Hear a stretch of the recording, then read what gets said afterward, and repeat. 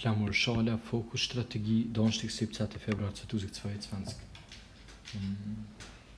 L'accès actuel au tribunal fédéral, 1.4, l'appréciation par le tribunal fédéral.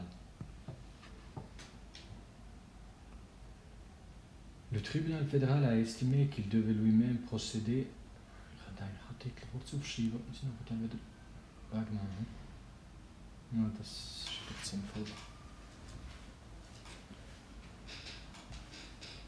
Also 1.4.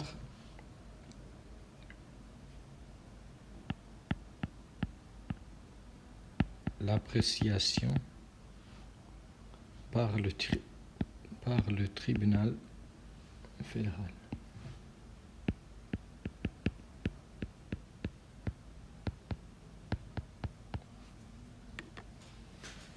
Le tribunal fédéral a estimé qu'il devait lui-même procéder à une évaluation de sa situation afin d'être en mesure de se déterminer sur le rapport d'évaluation du Conseil fédéral et de faire, le cas échéant, des propositions de modification de la LTF, notamment pour ce qui concerne l'accès au tribunal fédéral.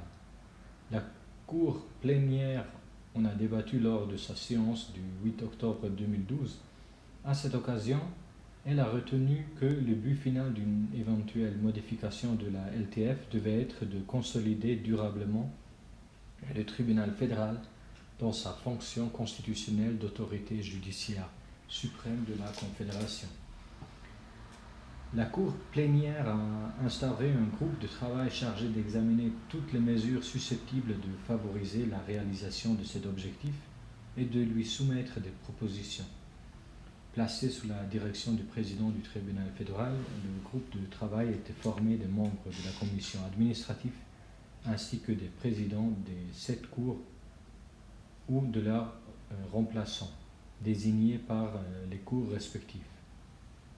Le 13 février 2014, le groupe de travail a adopté son rapport final. La cour plénière, on a discuté lors de la séance plénière du 17 mars 2014, et a adopté l'essentiel des propositions du groupe de travail. De l'avis de la Cour plénière, les tâches du tribunal fédéral en tant que Cour suprême consistent à trancher les questions de droit importantes dans tous les domaines juridiques, à veiller à l'application uniforme du droit fédéral dans tout le pays et à contribuer au développement du droit.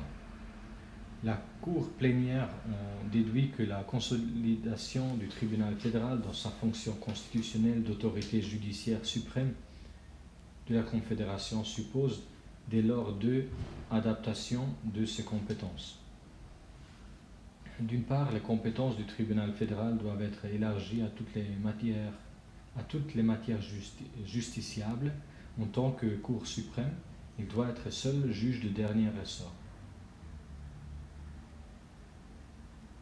D'autre part, les compétences du tribunal fédéral doivent être limitées dans une mesure adéquate, au cas objectivement important, comme le législateur l'a lui-même relevé lors de l'adoption de la LTF.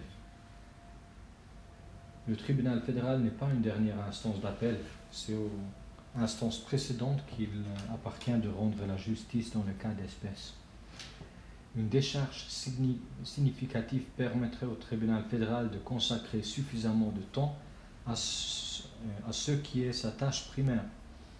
Elle éviterait en outre une augmentation du nombre des juges et des greffières avec les difficultés qui en découlent en matière de cohérence et d'unité de la jurisprudence, voire permettre le cas échéant de réduire ce nombre. Le développement important que les juridictions fédérales et cantonales ont connu ces dernières années justifiait de restreindre l'accès au tribunal fédéral dans les causes de moindre importance et dans les causes de masse, causes que les instances précédentes sont parfaitement à même de trancher définitivement dans le respect des principes fixés par le tribunal fédéral. Les propositions de modification de la LTF adoptées lors de la séance du 17 mars 2014 ont été communiquées à l'Office fédéral de la justice, chargé de préparer la révision de la LTF. L'Office a intégré la plupart de ces propositions dans le projet qu'il a établi à l'intention du Conseil fédéral. Après, je continue avec le deuxième point, proposition de modification de l'accès en vue d'une consolidation du rôle du tribunal fédéral en tant qu'autorité judiciaire suprême.